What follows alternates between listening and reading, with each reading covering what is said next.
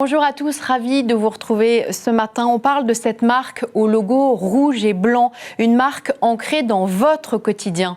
Coca-Cola a pris ce week-end une décision forte, celle de stopper la publicité sur ses réseaux sociaux pendant au moins un mois, officiellement pour faire un point sur sa stratégie en matière de communication.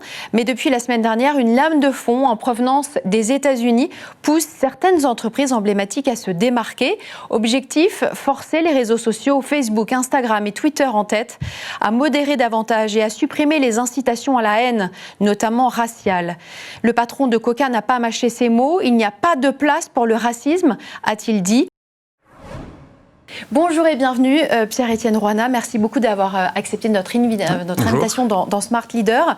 Recommerce est une belle aventure française que vous avez créée avec plusieurs associés il y a une dizaine d'années, qui vous a propulsé dans le Next 40, donc les 40 plus belles jeunes pousses de la French Tech. Votre positionnement depuis 10 ans, c'est l'économie circulaire, puisque vous rachetez, vous reconditionnez et vous revendez des smartphones. Vous affichez une croissance de votre chiffre d'affaires de 30% par an. Finalement, vous apportez la preuve que l'économie circulaire, ce n'est pas une utopie. Non, ça marche. C'est effectivement notre volonté il y a 10 ans, quand on a créé la société, la volonté d'avoir un impact et surtout de lutter contre le gaspillage.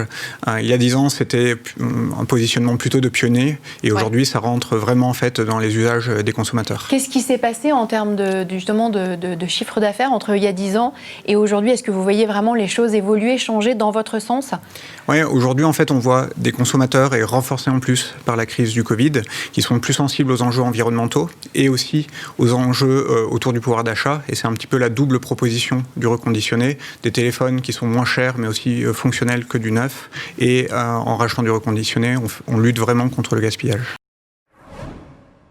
Écoutez, c'est intéressant d'écouter Jérôme parler de son ambition de rendre les gens plus heureux quand ils voyagent dans ses ballons. C'est un petit peu la nôtre aussi. L'ambition du groupe H&H, qui est, comme vous l'avez dit, Health and Happiness, c'est de rendre les gens plus sains et plus heureux et de manière un petit peu plus pragmatique. Alors, je vais rappeler un peu H&H. Donc, c'est un groupe hongkongais qui est multimarque, qui a été créé il y a une vingtaine d'années également, et qui est spécialisé dans la santé et le bien-être pour toute la famille. Donc santé et nutrition pour adultes et enfants. Vous avez 3300 collaborateurs répartis à travers le monde. Et ce qui est intéressant, c'est votre bénéfice net. Je ne parle pas du chiffre d'affaires, votre bénéfice net, il est en croissance de presque 20% l'année dernière, en 2019.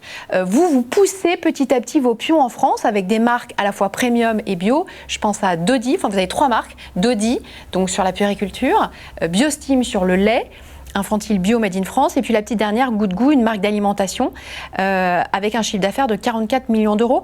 Pourquoi un groupe hongkongais s'intéresse à des marques comme ça, campées en France, à des petites marques françaises? Écoutez, il y a une relation très forte entre le groupe H&H et la France, parce qu'avant d'être un business, la France est un lieu de production. Et vous mentionniez Biostime, qui est la marque historique du groupe qui a été créée en 99.